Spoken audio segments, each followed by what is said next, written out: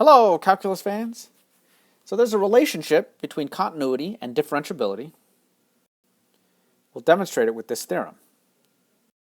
The theorem says that if you have a function that's differentiable at x equals a, then it is continuous at x equals a. Let's prove this. So in order to prove that f of x is continuous at x equals a, we have to prove that the limit as x approaches a of f of x is equal to f of a. Now, one way of accomplishing this, and we can see this when we finish, is that we can prove that the limit as x approaches a of f of x minus f of a is equal to 0. Now we know that f of x is differentiable at x equals a.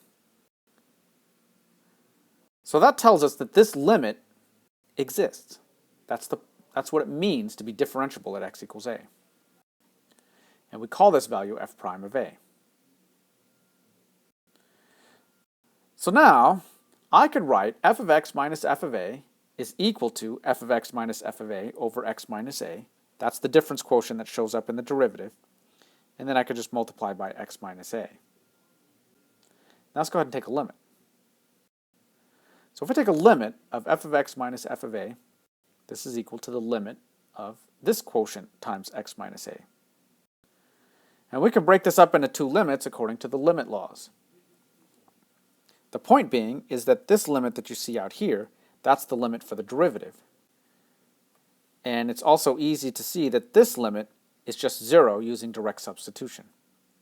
So we get 0 as an answer. So finally, what we can say is that the limit as x approaches a of f of x, I could just subtract f of a and add f of a, and then break this up into two separate limits.